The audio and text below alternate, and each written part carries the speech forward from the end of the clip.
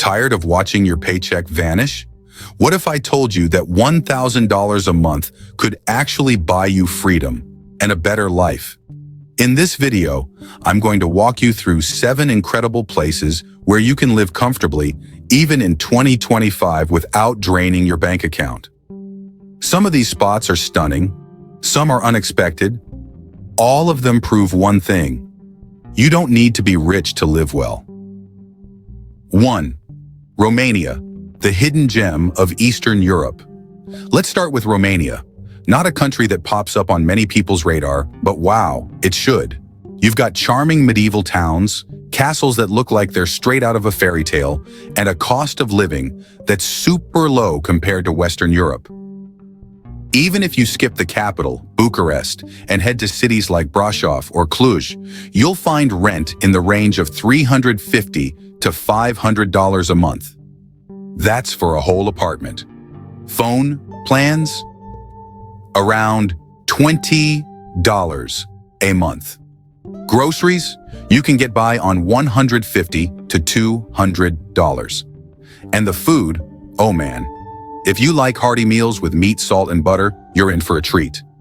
Nature lovers can explore mountains and coastlines, and history buffs will be in heaven.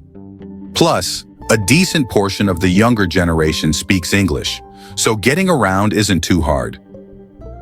2. Colombia. Don't judge it by its past. Colombia might not be the first place that comes to mind, but it's become a favorite for many digital nomads and expats. Cities like Medellin have transformed over the years. You can rent a place there for $400 to $500 a month, or even less if you're okay with a shared space. Just be smart about where you stay. Some areas are more popular and expensive than others. Medellin's weather is famously perfect, and it's surrounded by green hills. The city is known as the City of Eternal Spring for a reason. And while it's not a beach town, coastal cities like Santa Marta or Barranquilla offer sun, sand, and even lower prices. Food is super cheap too. You can grab a full meal at a local spot or street vendor for just a few bucks. And yes, some people complain about the cuisine, but honestly, give it a shot. Try the bandeja paisa and tell me you're not full for the next 6 hours. Just a heads up, not everyone speaks English. Around 10% of the population does. So if you're serious about living there, learning a bit of Spanish will help a lot. 3. Montenegro, like Croatia, without the crowds. Montenegro is seriously underrated. It's got beautiful coastline, medieval towns, and relaxing vibes.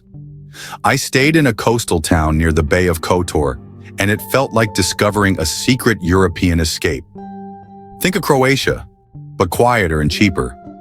Rent is crazy affordable. $300 to $400 a month for a place. Groceries are about $200 a month, and mobile plans are in the $15 to $20 range. Eating out is a bit pricier compared to some other countries, but still not bad. A nice dinner might cost $10 to $20.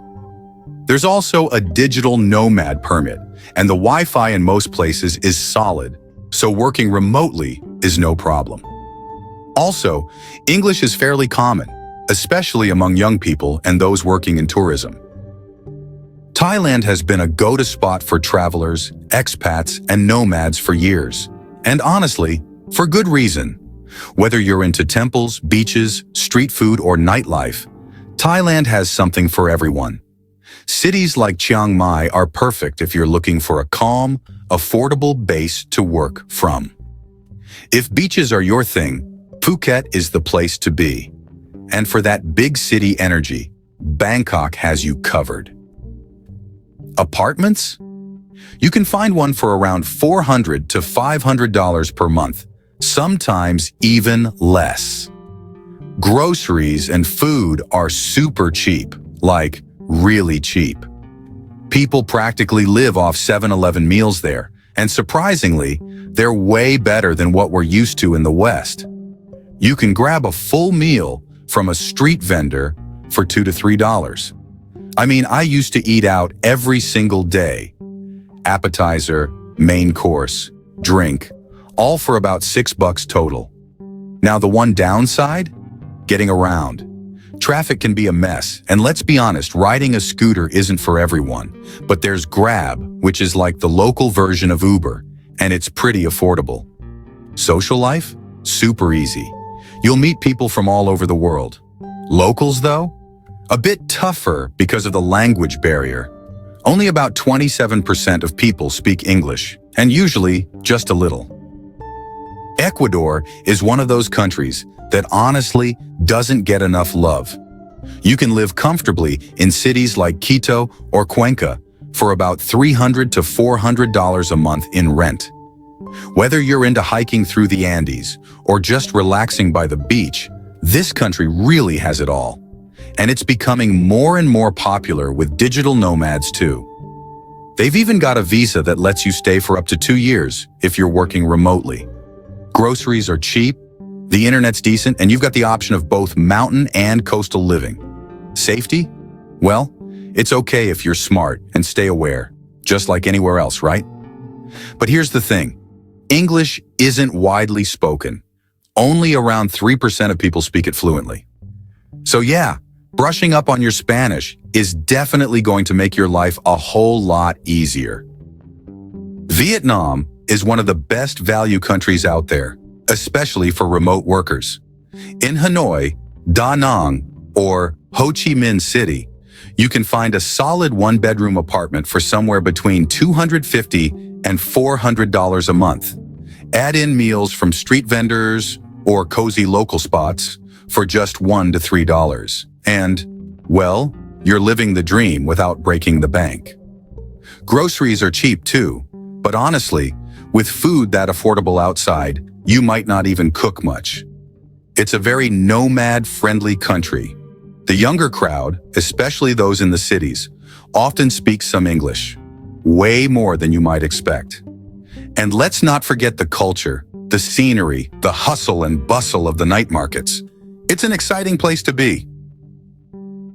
Last on the list is Georgia.